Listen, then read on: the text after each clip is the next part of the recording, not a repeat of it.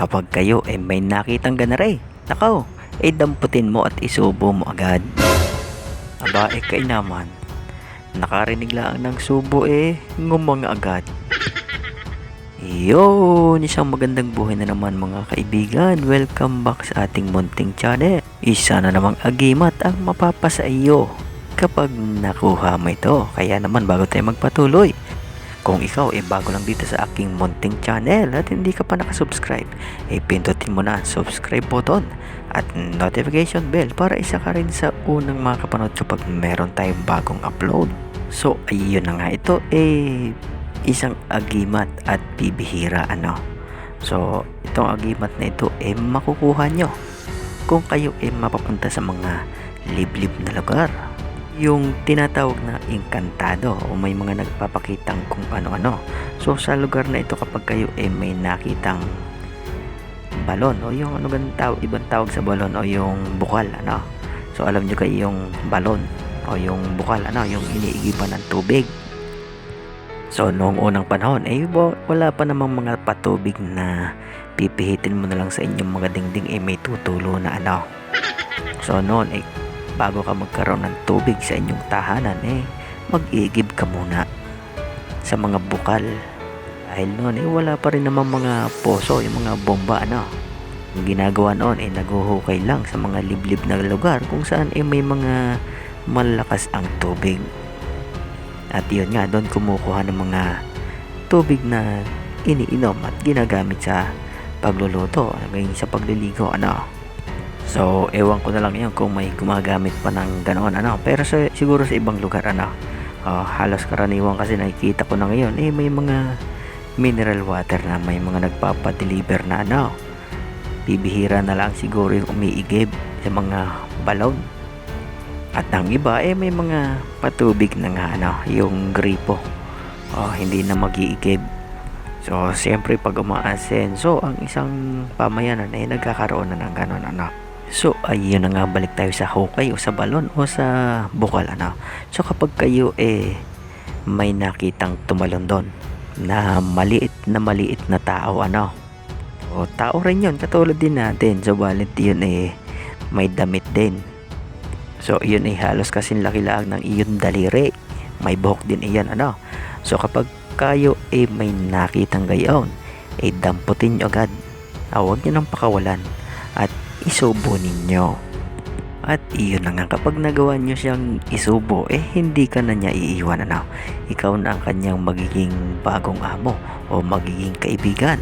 At kapag nga naging kaibigan mo na siya o nasa sa iyo na siya magkakaroon ka na ng kakaibang galing, magkakaroon ka na ng bilis leksi ng iyong pangangatawan, gaan ng katawan na kaya mong humapon o pumatong kahit sa dahon ng saging laang o yung alam nyo yung paklang ng saging kahit ikaw humapon doon dahil nga sa gaan ng iyong katawan hindi yon hahapay o yuyuko man laang. Taglay mo na rin ang instant kunat at kabal ng katawan kahit ikaw tagain o barilin hindi tatalab, magkakaroon ka lang ng mga pasa at ang mga tingga o tanso na tatama sa iyong katawan mayuyupi lang. Taglay mo na rin ang sa tagibulag o sa tagabulag kapag sa iyo may naghahanap, magtago ka lang, makanlungan ka lang ng kahit na puno o saan ka man magpakubli, kahit sa gilid lang ng mga bahay kapag ikaw nakapagpakanlong na ng gayaan, kahit na dumaan na sa iyong mga harapan ng mga naghahanap hindi ka nila makikita. Ligtas ka rin sa mga panganib na nakaabang sa iyong daraanan habang ikaw naglalakbay patungo sa iyong pupuntahan. So ayun ang taglay na galing ng maliit na taong naisusubo kapag nakakita kayo at nakuha ninyo sa mga bukal. So ang taglay nitong galing kusang gagana at hindi nyo na kailangang utusan pa siya. Alam niya kung kailan mo siya kailangan at alam niya rin kung kailan ka nanganganib, dahil mas malakas ang pakiramdam niya sa iyo kahit siya maliit na tao. So ayun nga, kapag kayo may nakitang gayaan damputin nyo at isubo nyo agad. Titingnan nyo rin kung ano yung tumalon na iyon. Baka naman kung ano lang yung tumalon na iyon na nalaglag laang doon sa bukal, isubo nyo agad. Nako! Delikado So, ayun nakikita nyo tatalon doon So, di nyo alam kung saan yung galing, basta siya may kita nyo tatalon doon. Lulumpat yan doon sa bukal. O kaya naman kung kayo nagsasalok ng ng tubig, sasama yan sa inyong pagsasalok kung talagang ibibigay sa inyo, kung gusto niyang kayo paglingkuran. So isa iyan sa mahusay at magaling na daladala ng mga sundalo, mga kapulisan, at ng kung ano-ano pang mga naglilingkod sa ating bayan. So iyan ang tunay at legit na agimat na walang katumbas na halaga at hindi mo rin mabibili sa Lazada o sa Shopee, sapagkat bibihira lang ang taong pinagkakalooban ng kalikasan niyan. Kahit na ikaw araw-gabi nag-aabang sa mga bukal, kung hindi ka karapat dapat para sa kanila hindi ka mabibigyan. Subalit sa panahon ngayon malamang bibihira na talaga yan, sapagkat sa dumarami na ang populasyon. At kahit mga dating liblib na lugar, marami nang nakatirang mga tao, nagsisialis na sila roon.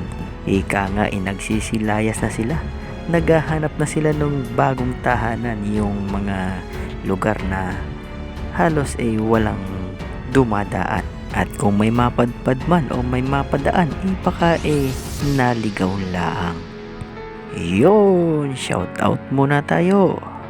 Shout out sa Tony Pujeda, Batong Buhay Mutya Hunter Vlog, Chris Alcantara, Jan Alog, Ran Paul Miranda, Paulan Caye, at Japet at Tredo. Shout out sa inyong lahat. Maaari nyo rin silang bisitahin sa kanilang mga channel at sila nag-upload din ng iba't ibang mga videos. Maaari din kayo mag-subscribe sa kanila kung gusto nyo. Kung ayaw nyo, hindi naman yan sa pilitan. At sa ngayon, hanggang dito na lang muna tayo hanggang sa muli. Maraming salamat sa panonood. Good luck, God bless, at ingat kayo palagi.